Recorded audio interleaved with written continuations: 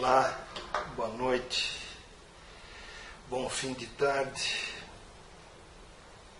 Vamos dar continuidade ao nosso trabalho feito na primeira aula. Hoje a gente vai tentar cumprir as duas aulas que restam. Então, eu vou fazer um pequeno resumo agora e depois eu começo a ler e comentar cada trecho do que eu vou lendo, tá bem? Então eu quero destacar 4 pontos. O estudo do alcoolismo, do idealcoolismo, se tornou uma referência para a gente e porque se apoiou ou se estruturou a partir de 4 elementos básicos, que seria a construção e submissão a uma seita, a presença de um masoquismo mortífero acentuado, construção de um refúgio psíquico fora da vida, atrás do lençol de álcool, do véu que o álcool propõe, e, infelizmente, uma desumanização onipotente, né, que faz com que o sujeito que ingere álcool fique como que isolado, né, dentro de um mundo que ele mesmo cria a partir do remédio que ele ingere para se sentir vivo. Então, queria deixar esses 4 pontos aí destacados e vou começar a leitura aqui. Na verdade, essa leitura ela consiste em pequenas questões, né? Não sei se ficou claro na primeira aula. São pequenas questões que nós que escrevemos o livro fizemos a nós mesmos e com as respostas que a gente achou que cabiam a partir da nossa ideia do livro. Tá? Então a primeira pergunta desta segunda aula, que abre esta segunda aula, é: que tipo de processo psíquico é o idealcoolismo? Enfim, como já dissemos, o idealcoolismo é um complexo processo de malformação da ética humana e das crenças humanas. Lembremos que estas últimas são um traço bastante importante da experiência humana comum.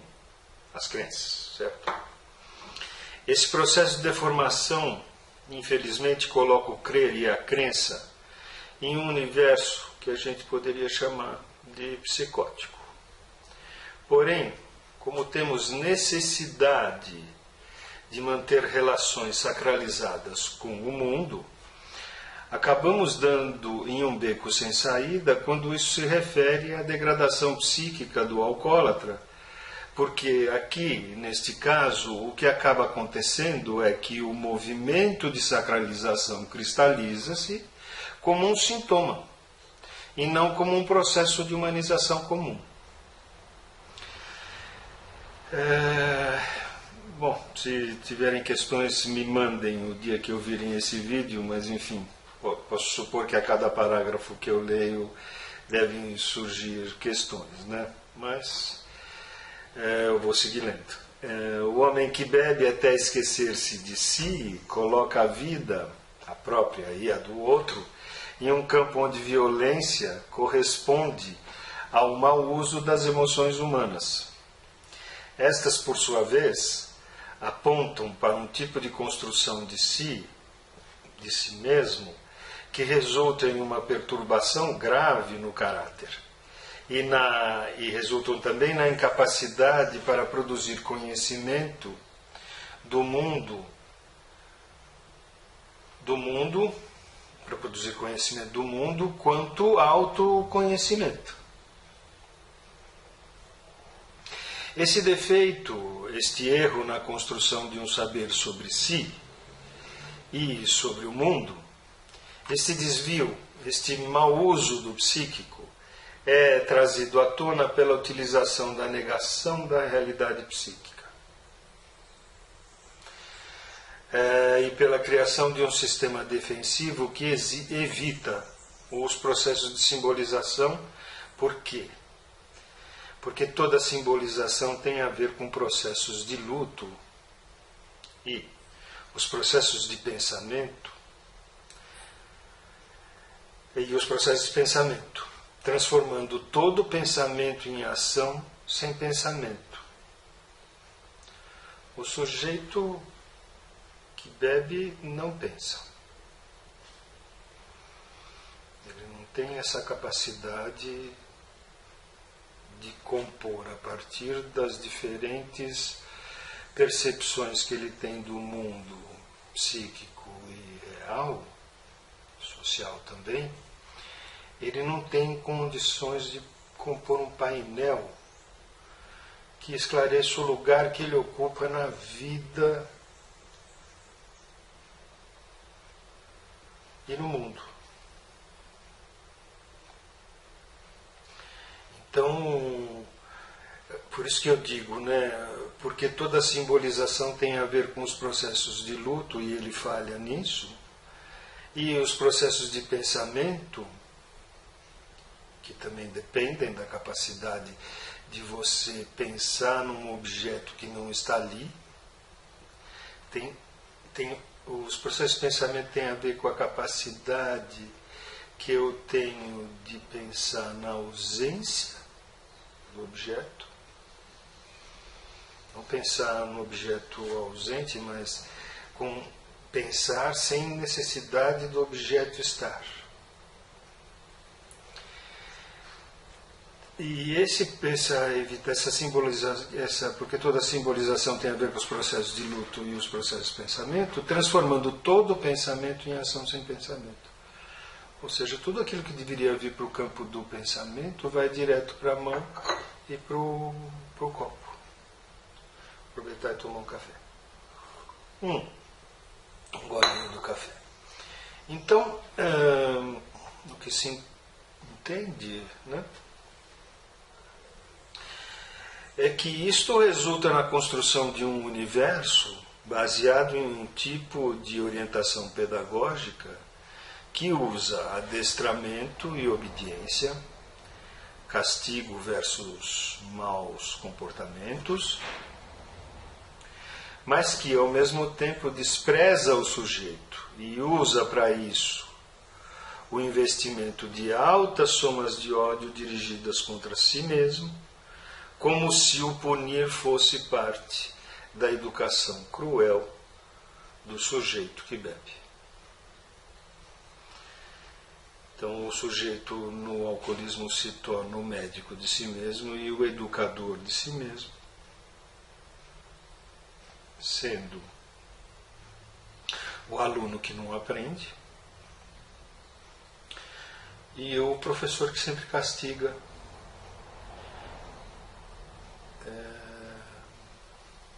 sem ensinar. O superego pune, mas não proíbe, e o ego sofre, mas não renuncia ao sofrimento. Isso que dá a característica masoquista do alcoólatra. E dá também a característica de alguém que não aprende, incapaz de aprender a partir da experiência. Porque ele tende a negar a experiência, a própria experiência. Ele não quer se basear na realidade, então ele nega a experiência da realidade e assim vai entrando num outro mundo que é o mundo de dentro, o mundo inventado. Sigo dizendo. É aqui que devemos sublinhar a grande contribuição kleiniana sobre a destrutividade do superego, o grande olho interno, que no mais das vezes resulta em agressividade, que é dirigida contra o eu. É aqui o berço onde dorme a pulsão de morte e o ódio ao ser que somos e que resulta na construção de uma experiência que poderíamos chamar de auto-ódio, onde a idealização do eu impede que o eu possa começar exatamente lá onde tudo é tristeza e dor e desamparo. E também é a própria simplicidade do dia a dia,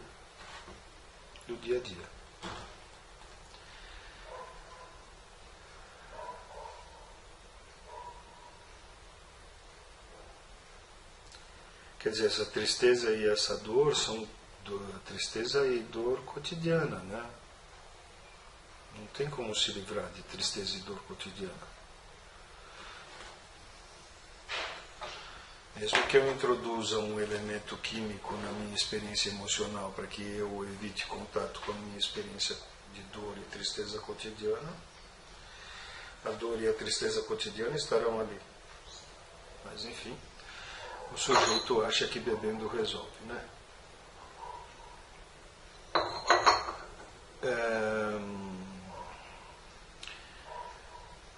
Parece que esse simples não é tão simples. Sendo assim, o melhor que alguém que bebe faz é procurar uma dose de álcool e tomá-la antes que a vida comece. Isso nos leva a pensar que quem ingere o álcool o faz para medicar-se da vida antes de poder vivê-la. O faz porque para medicar-se da dor psíquica que não é capaz de sentir. O faz porque recorre a um tipo de novo começo. Agora, um começo que fará a partir da ingestão do álcool. Sóbrio, não dá conta de sentir a dor que lhe cabe, uma vez que pressente que essa dor o mate.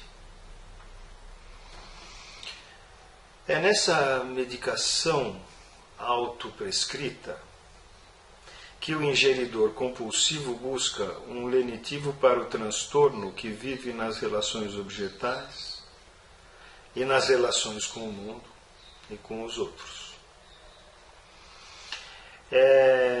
E é bom que se pense, essa relação está comprometida pelo mau uso do vínculo lá do passado com a amamentação no período de aleitamento.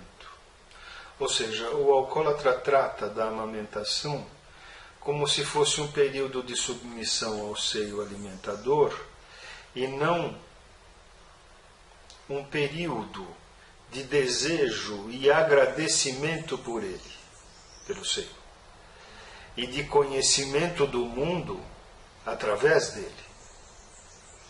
Não é isso que o alcoólatra pode fazer. O que o alcoólatra pode fazer é o seguinte: quem ingere Deus para viver sob o seu domínio, nada conhece sobre o respeito e a relação que estabelece com o outro. O temor a Deus não é respeito ao outro homem, infelizmente. Antes fosse. Uma vez tementes a Deus fôssemos capazes de não matar.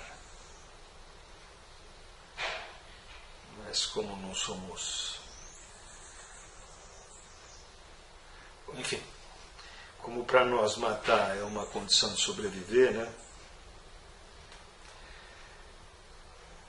Então o respeito que se tem pelo outro fica como que mal encoberto por uma necessidade de autopreservação que envolve nunca considerar o outro. O que transforma a gente em pessoas menores, né?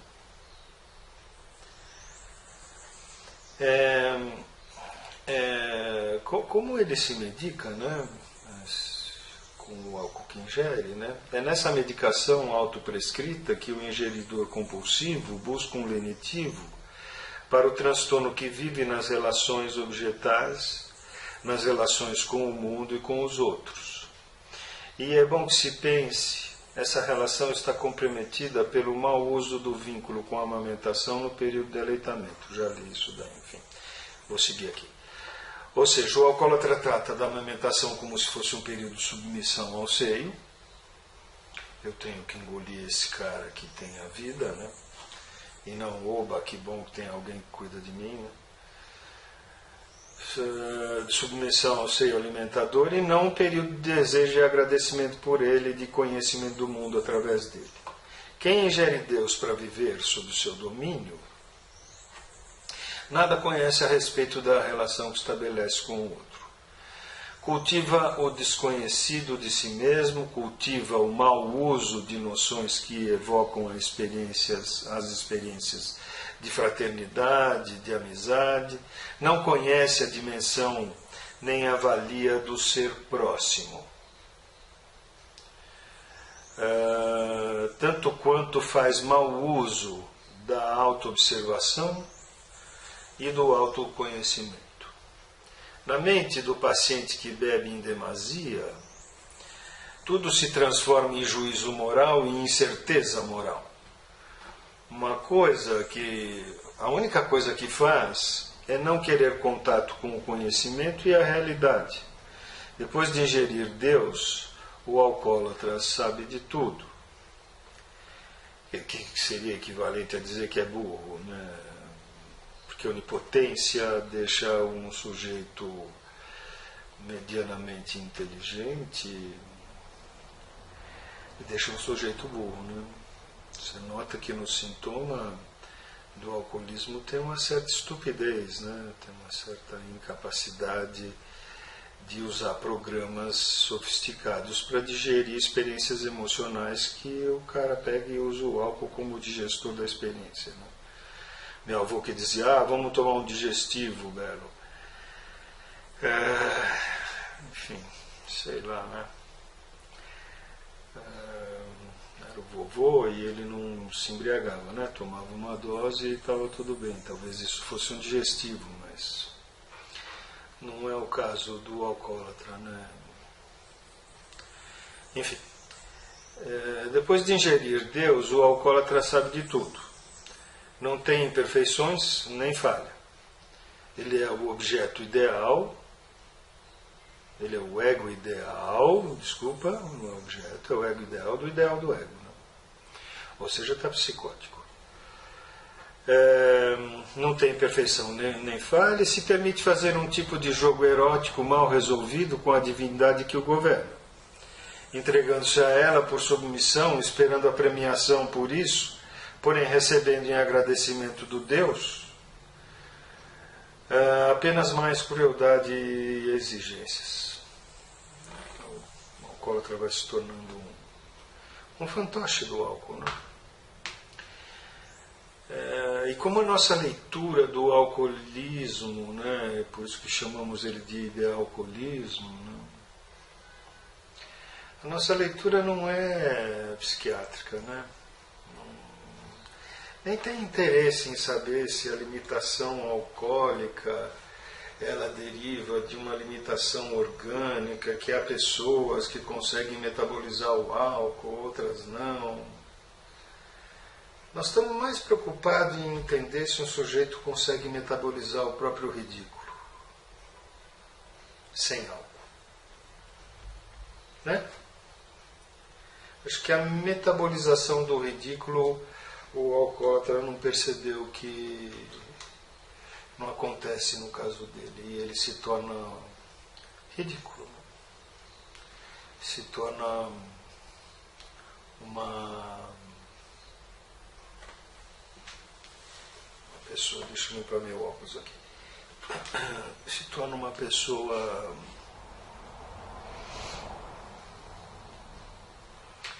empobrecida, vai, para não ficar.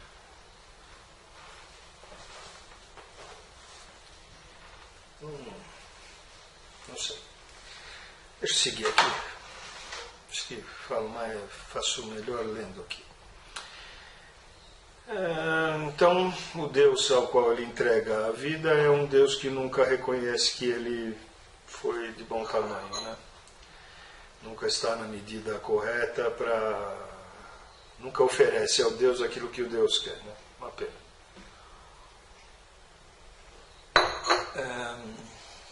Aqui então.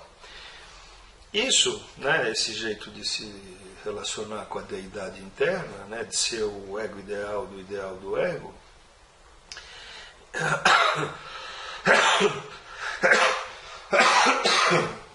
desculpa. Isso, por sua vez, destrói a relação adulta de consideração por algo que sentimos ser maior que nós e ao qual geralmente denominamos fé. Esta destruição do nosso vínculo com aquele que nos acolhe e recebe, o que abala a própria esperança de viver, lançando o que bebe por sintoma diretamente para dentro do copo de álcool, como se este copo fosse a salvação de uma vida perdida. Porque após a percepção da dureza da caminhada, o alcoólatra preferiu ir em direção a Deus sem usar os pés. Bastou ingeri-lo e pronto, já estava junto dele. A trama e o jogo cruel daquele que bebe para alcançar seu Deus obriga o alcoólatra a ajoelhar-se diante de um Deus louco que precisa do homem apenas para carnalizar a experiência de combustão e a partir disso se entregar ao Deus que deseja o incêndio, fingindo que o fogo que vem daí é apenas um elemento da natureza. E não é. Esse fogo é o fogo psíquico, é o fogo da loucura. Nem o fogo da criatividade é. Né? É o incêndio da mata mesmo. Né? Mesmo que nos incêndios a mata se revigore a partir da queimada, não é isso que acontece com o alcoólatra.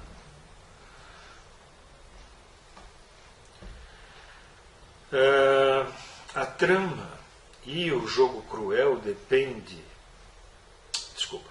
A trama e o jogo cruel daquele que bebe para alcançar seu Deus obriga o alcoólatra a ajoelhar-se diante de um Deus louco que precisa do homem apenas para canalizar a experiência de combustão.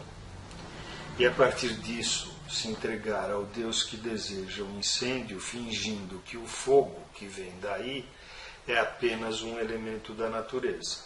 Porém, todavia, contudo, para nós que o olhamos de fora, logo descobrimos que esse ajoelhar-se leva rapidamente o fiel a um tipo de relação masoquista com seu Deus e a um tipo de relação humana que é totalmente desumana com o outro e com ele mesmo. Então, essa é a primeira pergunta, né? Que tipo de processo psíquico é o idealcolismo? Está aí uma proposta de definição ou de resposta a essa pergunta. Agora sigo a próxima questão que nós nos colocamos é: qual a relação do alcoólatra com a verdade?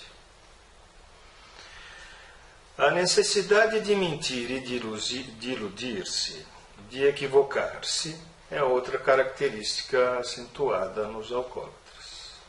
E esta se junta à necessidade de cegar-se e de fazer-se não ver, de fazer vista grossa para tudo que diz respeito à realidade e à própria relação com a vida humana e à subjetividade. Mesmo que mentira e ilusão sejam necessárias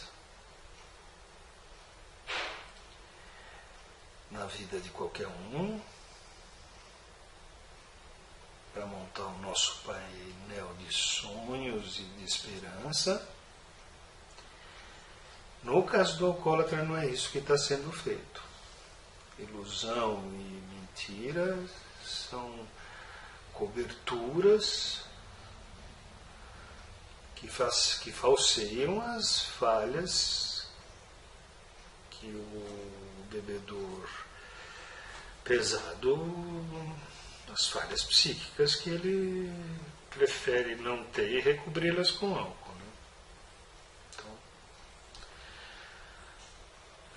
esse processo de negação, né, acaba desembocando na necessidade da construção de um refúgio mental, como eu disse lá no comecinho, onde não exista nenhum vestígio de humanidade, a não ser a perfeição alcoólica. O que é normalmente certo se transforma em algo que é melhor do que aquilo que é verdadeiro. E dessa forma a verdade é substituída pelo julgamento moral da realidade. E isso desemboca no refugiar-se em um mundo interno, em um mundo escondido, em um mundo interno dentro do próprio mundo interno, como se fosse um refúgio, uma caverna primeva, onde o bebê e os pais estão misturados e sem identidade. É nesse cubículo, é nesse pequeno espaço de pouca luz, onde sobrevive, onde aridamente cria um campo subterrâneo cuja realidade é reconstruída virtualmente com o uso da alcoolização. Uma espécie de autogênese, uma espécie de propriogênese que faz o sujeito nascer da relação dele com a substância ingerida. Nascer de si mesmo, eliminando o casal, para ser feito apenas pela relação da boca com o álcool. Então, respondemos a pergunta: qual a relação do alcoólatra com a verdade? Com essa sugestiva colocação. Outra pergunta, terceira de hoje: o que se faz do amor no idealcolismo? No idealcolismo se deve saber destruir o amor, porque o amor é trabalho de tristeza e de vínculo com o outro, e como sabemos, vínculo e tristeza são habilidades que o alcoólatra não desenvolveu. Ou seja, mesmo que ele seja chorão, né, por favor, não vamos confundir chorões com tristes, né? Ou seja, o amor deve ser destruído para que a estupidez vença o laço afetivo espontâneo, aquele que é a entrega cega ao outro que me recebe, aquele que será o meu companheiro de jornada e assim se perpetue como uma forma de troca entre humanos. Essa campanha de ódio pelo ódio é perpetuada porque se instala uma estreiteza mental quanto aos propósitos de nossas ações no mundo, que esvazia e impede que a compreensão humana modifique a realidade. A crueldade, que é a consequência desse processo, como aponta Eric Brenman, é a produção de uma crueldade que já escapou do campo da humanidade e se tornou apenas desumanidade. Eu vou fazer uma citação do próprio autor. Bom, faço a citação do próprio autor, o Eric Brenman.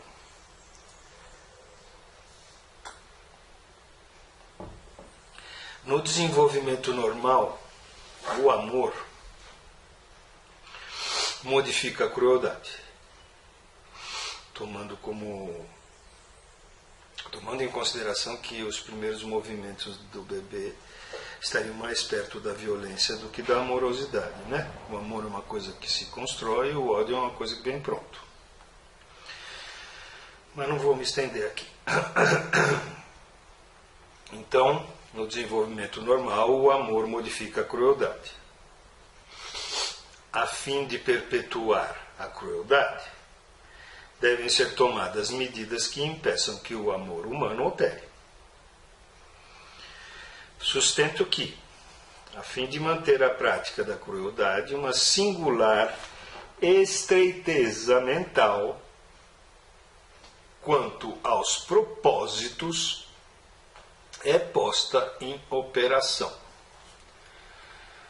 Esta tem a função de esvaziar de humanidade e impedir que a compreensão humana modifique a crueldade.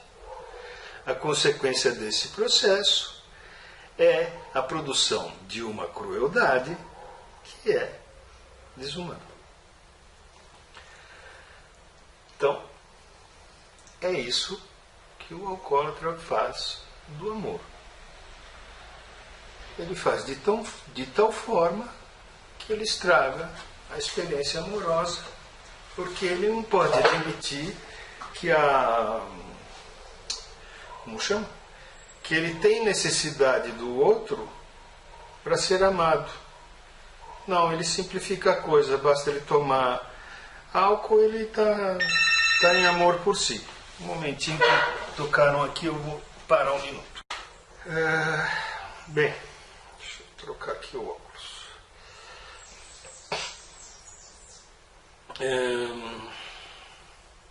Vamos seguir daqui, então. A quarta pergunta é: qual é o tipo de relação que o alcoólatra tem com o álcool? O último ponto que destaco é que todo alcoólatra é um farmacêutico do psíquico. Tenta ser um alquimista de sua personalidade e, enfim, o médico de si mesmo. Sabe que a autocriação alcoólica elimina a presença fundamental do outro na vida do sujeito, e isso, por fim, o leva, tanto na vida quanto na situação de análise, a tentar tratar-se sozinho, porque ele não admite que é necessário ser dois para curar-se. Ele sofre do impulso incoercível de ser tudo para si mesmo. Ele não pode pagar o preço de passar por dentro daquele que pode escutar sua dor e dar sentido a ela. Isso é uma colocação de um autor que se chama Pierre Fédidat. Se vocês tiverem interesse, ele tem uma obra interessante. E numa que ele fala sobre psicoterapia e psicanálise, ele escreve esse texto cujo título é Preciso Ser Dois para Curar-se. Bom, é por isto, né? Porque é preciso passar por dentro do outro para que a dor mude. É por isto que ele se torna o médico mandante de si mesmo e mantém sob regime de internação o sujeito real que ele é e que deveria apenas poder sofrer as dores de sua própria vida, elaborando-as à base de esforço e entristecimento. Proponho uma brincadeira agora, para relaxar um pouco a conversa, uma brincadeira que pode ser uma espécie de receita para fazer um alcoolismo de primeiro nível. Vamos brincar aqui só para vocês terem uma síntese feita de um jeito engraçadinho. Nem sei se vocês vão gostar, mas eu me diverti quando fiz. 2 ou 3 colheres de sopa de agentes anti-realidade sem sabor. 4 medidas de antitristeza. 4 colheres de masoquismo mortífero. 1 xícara de refúgio psicótico, não neurótico, né? Precisa ser psicótico. 1 bandeja de cogumelos de desespero, meia dose de melancolia em grão, 3 copos de estupidez e estreiteza mental, um volume de álcool em quantidade suficiente para. Misture bem, leve ao fogo e depois coloque dentro de um recipiente farmacológico adequado. Sugiro que o recipiente seja o próprio psiquismo de um alcoólatra. Já no recipiente, acrescente 2 ramos de onipotência e negação da realidade objetiva. Leve ao fogo da seita do álcool e cozinhe em ódio brando por horas sem fim. Deixe descansando de um dia para o outro e ingira ao acordar. Enfim, parece mentira, mas essa é a fórmula, né? O que fazer, né? Enfim, espero que vocês tenham achado engraçadinho. Aqui sigo com a próxima pergunta. Quinta ou sexta, já não sei mais. Em que medida o alcoólatra é prejudicado pela bebida? Na mesma medida que qualquer um de nós seria prejudicado se ferisse todos os dias na mesma região do corpo já machucada. A intoxicação física lesa seu corpo. A intoxicação psíquica lesa toda a sua relação com a verdade e a esperança e com o próprio trabalho de uma vida que envolve fazer evoluir nosso caráter. Outra pergunta. A qualidade da bebida faz diferença? Não, nenhuma. É só o álcool que o alcoólatra busca na bebida. E se por acaso você nota que o alcoólatra não deixa nenhum vestígio da bebida no copo, não é porque a bebida é boa e precisa ser sorvida até o último gole. É porque o Deus não pode ser deixado para trás. Todas as suas partículas devem ser sorvidas e absorvidas e só se esgotarem por si na inércia do próprio beber uma dose a mais. Outra questão, o que nele é afetado subjetivamente? Basicamente, o que ocorre com o alcoólatra é uma degradação ética com imediata formação de uma... Espera um minuto. Com imediata formação de uma seita. Seu senso de honestidade e sua capacidade para ter contato com a verdade se danificaram. O álcool substituiu, com sucesso, o sistema de percepção-consciência, responsável pela nossa capacidade de criar conceitos e resolver problemas. E substituiu também os processos de cuidado pessoal social por um outro sistema de preocupação que está estritamente vinculado ao ato de fantasiar, saber sobre tudo e todos, e que já não diz mais nada a respeito do universo da alteridade, nem no da pessoalidade. Neste fantasiar surge, como proposta radical, a de nos fazer ficar loucos e acreditar que não é preciso aprender com a experiência. Nem é preciso se dedicar a construir nenhum saber e nenhum conhecer cuja finalidade é dar suporte para uma vida menos violenta e translocada. Nada disso importa. Assim, a subjetividade é afetada e o sujeito perde o contato com o próprio ridículo e com a própria embriaguez e atua sem pensar como um palhaço de si mesmo.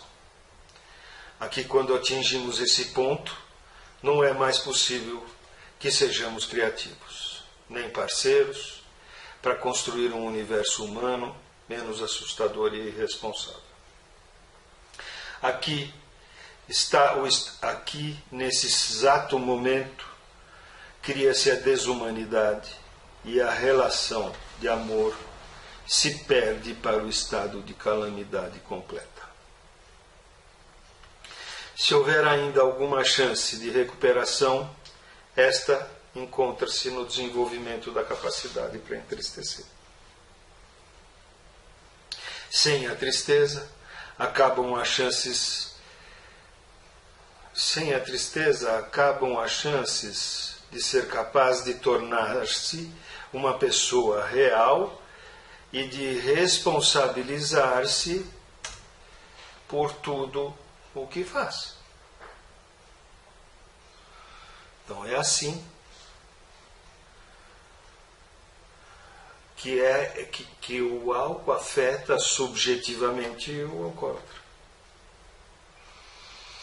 Outra questão. Qual será, portanto, a escuta analítica do sofrimento vivido pelo alcoólatra? Na verdade, prefiro fazer uma advertência. Ouçam, não tente ajudá-lo a sair do vício, mas não deixe de fazê-lo ver o vício e o apego angustiado ao que o intoxica.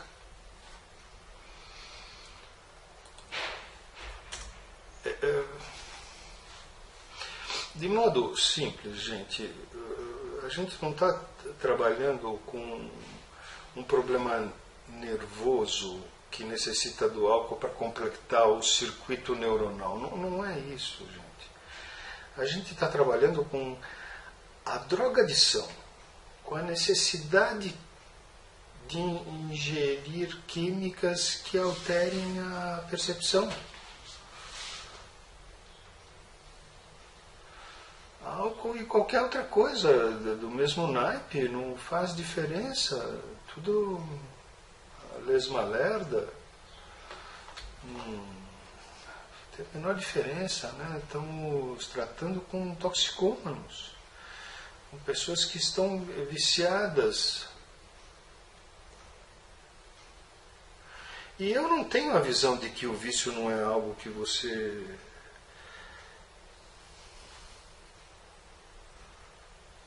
possa interromper. Não tenho essa visão. O vício não só é interrompível, como ele não presta para nada. É uma masturbação infinita. O sujeito precisa amadurecer e parar com isso, né? Ou saber fazer isso de um modo que não seja tão primitivo e infantil, né? Mas enfim, deixa eu voltar aqui. Então, mas não deixe de fazê-lo ver o vício e o apego angustiado ao que o intoxica. Com muito cuidado, evite a escuta da história que ele te conta. Ou melhor, evite ser engolido pela novela pessoal narrada. Como essa novela narrada, como se essa novela explicasse algo do psíquico do sujeito a partir da vida que o sujeito lembra ter tido. Acho que vocês devem ter uma ideia, né, lendo Freud, que a lembrança é encobridora, não? Que a lembrança não lembra nada, na verdade, né? Ela obscurece os fatos, ela faz os fatos parecerem outras coisas, né? Enfim, melhor que não se trabalhe com memória, mas se você for um analista que acha muito interessante a memória, divirta-se com ela. Eu não é muito minha prática. Procure nele uma pessoa e tente contato direto com essa pessoa que está além do sintoma. Creia o mínimo no passado e enfoque no sistema que ele usa para não precisar de ajuda. Ouça com cuidado as palavras que usa, mas principalmente como as usa e o que ele visa fazer com elas. Ou seja, tente descobrir o que essas palavras pretendem fazer com quem as está escutando.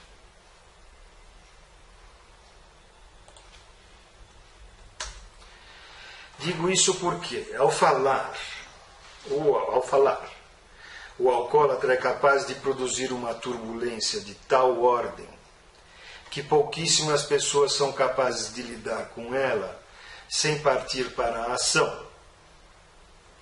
Isso se deve ao fato dele usar os fatos como trampolim para um delírio que visa destruir o pensamento e a possibilidade de diferenciar sonho de realidade. Tudo nele está preparado para destruir a experiência e substituí-la por onipotência. Sua fala se dirige contra qualquer mente que pense, no nosso caso, de psicanalistas, o pensamento dele se dirige contra a mente do analista, como uma bala. É necessário compreender que ele está ameaçado pela ajuda oferecida e que corre o risco de receber caso ele admita necessitar.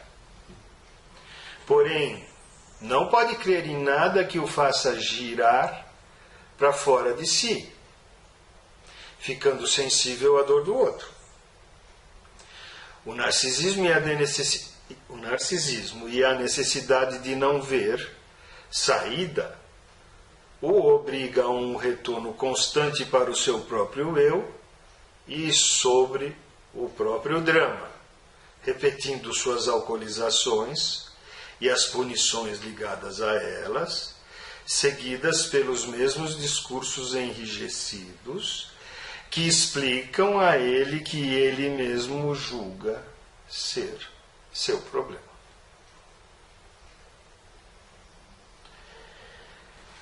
Tentem notar que, de alguma forma, ao escutar a dor dos que bebem, será necessário ensiná-lo a sofrê-la e não aceitá-la e ouvi-la. E, além de sofrê-la, deverá aprender a fazê-lo com dignidade, de tal forma que possa viver mais profundamente o que vive, sem que seja necessário criar atmosferas nocivas ao redor de si. O desafio é ser capaz de ajudá-lo, não para ser uma boa pessoa, mas ensiná-lo a se tornar humano. Num certo sentido, saber-se estranho a si mesmo, num certo sentido, isso que eu acabo de afirmar quer dizer saber-se estranho a si mesmo, ao ponto de ter que cuidar de si, entendendo que é necessário envergonhar-se de si para realmente mudar. Nosso trabalho está todo dirigido para não oportunizar que ele seja transformado por si mesmo ou pelo seu superego num bebê idiota, vitimado. Eu vou ler de novo. Nosso trabalho está todo dirigido para não oportunizar que ele seja transformado por si mesmo e pelo seu superego num bebê idiota vitimado pelo desespero de estar vivo. E só. É vivo e só, acho que caberia a palavra só aqui, né? Porque ele, na verdade, não se sente acompanhado, né? Não acredito que ele tenha a experiência da mãe como a mãe e o pai como uma referência de cuidado, né? Enfim. Ao homem embriagado falta a capacidade para ser frágil. E para ser fraco, delicado e etc. Não. E para ser fraco, delicado e etc., é necessário saber ser apenas mais um entre tantos. Acreditar que a singularidade só pode nascer do trabalho psíquico e aceitar isso. e só pode nascer também da luta por tornar-se melhor e mais capaz de amar-se e de amar. Considerem, o alcoolismo induz a um tipo de relação idealizada com o mundo e com os outros, e isso exaure o vínculo, exaure a humanidade de uma relação, levando o par à crueldade e não ao vínculo amoroso, ou vínculo de crueldade e não ao vínculo amoroso, que, para sê-lo, exige que uma certa tristeza seja sentida e sustentada, para que o vínculo amoroso seja, né? Exige que uma certa tristeza seja sentida e sustentada. Isto é, o amor é fruto da capacidade de desilusão, da capacidade para compreender e admitir a falha e a falta. Os alcoólatras são infantis e, além disso, são tomados pelos que os cercam como fracos e débeis. Isto sempre força, infelizmente, ao desenvolvimento de relações onde eles esperam um tipo de atenção que denomino atenção funesta ou cuidado mortífero. Mas vamos discriminar aqui, né? Eles deveriam ser capazes de sentir a própria fraqueza, uma coisa. Eles terem necessidade de expor-se como fraco é outra coisa. Esta necessidade de expor-se como fraco é que é atenção funesta e cuidado mortífero. Porque ela exige esse tipo de atenção do outro, como se o outro fosse um bobão e caísse no conto de que o joelho está machucado. Meu joelho, meu irmão. Entende?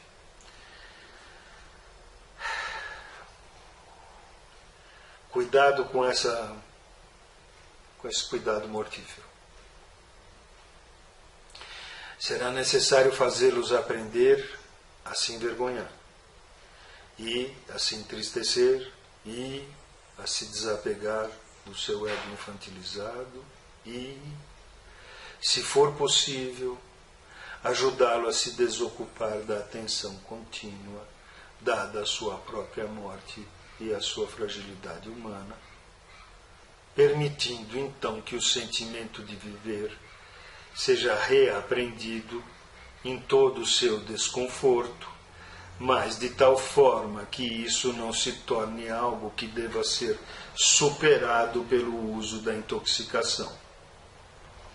Ou seja, se a escuta nos proporcionar uma palavra capaz de atingir a mente do alcoolizado como um antídoto, já basta.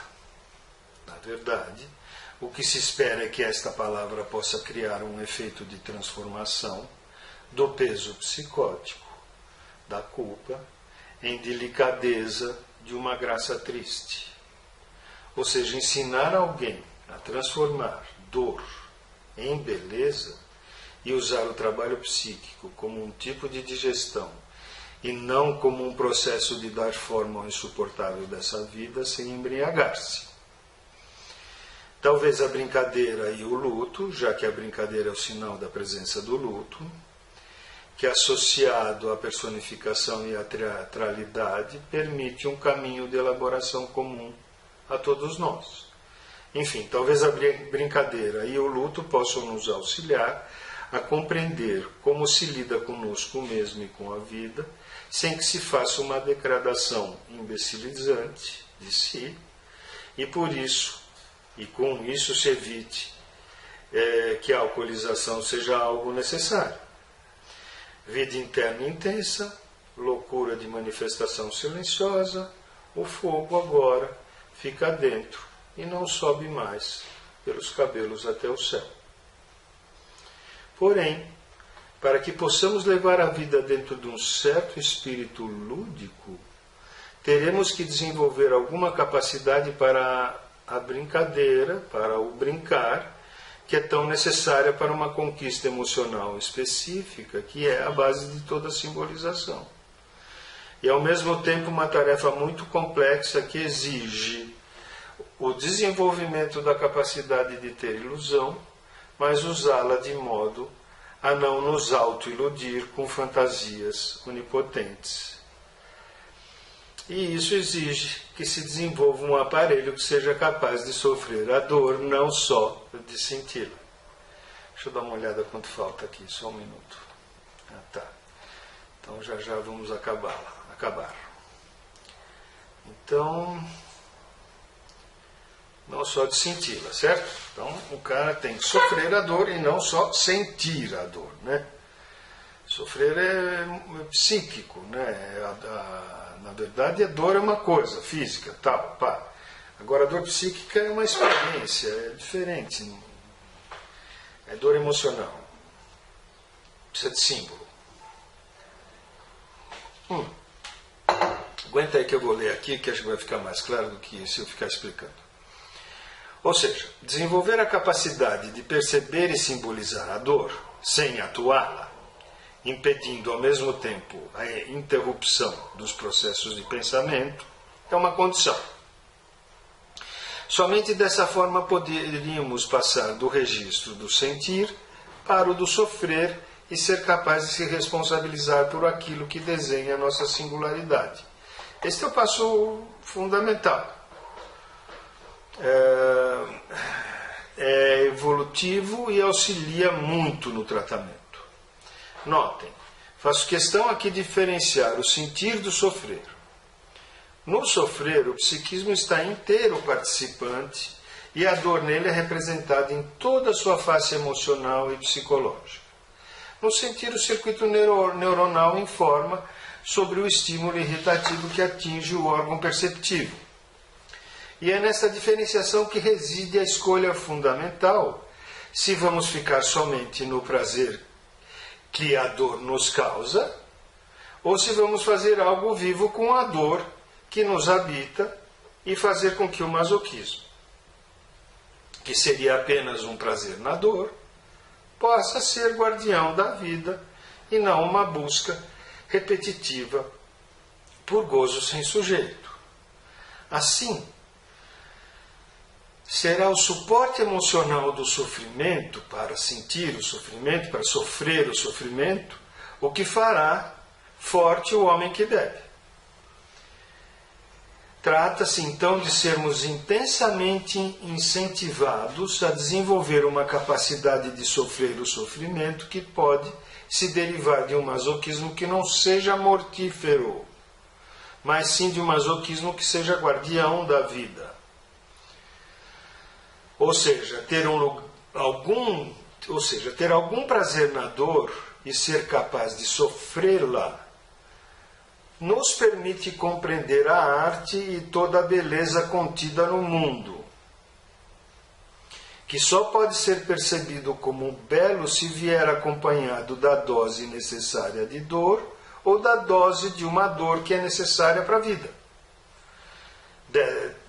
De toda forma, se houver um tipo de ajuda a se oferecer ao alcoólatra, é a de promover a sua chegada aqui na Terra, onde vivemos os mortais, castrados, cindidos, e, além disso, ajudá-lo a trazer para perto de si seu psíquico, agora tomado como um campo criativo e como um campo onde a experiência emocional possa ser experimentada como algo importante e necessário para que possamos ter alguma vida mental. De alguma forma é urgente ajudá-lo a pôr alguma ordem interna que o permita sentir o próprio sentimento e que permita fazê-lo parar de atender a um masoquismo destrutivo que não permite a elaboração do viver, porque expulsa da cena qualquer possibilidade de experimentar a vida viva sem transformá-la em um gozo psicótico. Enfatizo e termino, a aula agora. Neste ponto, ele deverá passar a lidar com sua própria capacidade de sentir uma dor que não é gozo psicótico, mas que é a dor necessária se, sa, ri, a, para saber extrair do sofrimento a experiência humana. Este é o masoquismo que nos humaniza e nos faz fraternos, porque sabidamente frágeis e instáveis diante da imensidão de dor que um dia... Porque nos fará fraternos, porque sabidamente frágeis e instáveis diante da imensidão de dor que um dia será a beleza que vem do encontro verdadeiro entre o eu e o objeto. O analista se faz de alguma forma necessário, ao analista se faz de alguma forma necessário dar suporte a esse sofrimento, de tal modo que não seja mais necessária ao homem que bebe a passagem ao ato, ingerindo o álcool para só depois viver a vida. Como muitos alcoólatras estão deprimidíssimos, e antes de tudo depressão é ódio de si, estão em um estado de profunda melancolia. Melancolia esta que não passa de uma inflamação dos afetos tristes. O que se pode tentar fazer com ele é ajudá-lo a transformar a insuportável dor de estar vivo em uma dor abrandada, amenizada, dando espaço para sentir e fazer todos os lutos que são necessários para evoluir em direção ao futuro e à incerteza da vida, ajudando-o assim a viver com um menor estresse diante de sentir seus sentimentos e aproveitando para convidá-lo a ser ligeiramente infeliz, sem ter que fazer nada para mudar isso. Pouquíssimos aprendem isso, mas sempre vale a pena tentar. Está aí o caso do padre que se apresenta no nosso livro e que foi atendido por Dr. Antônio Alves Xavier. Sugiro a leitura do caso no livro. Tá bom? Então aqui eu termino a segunda aula.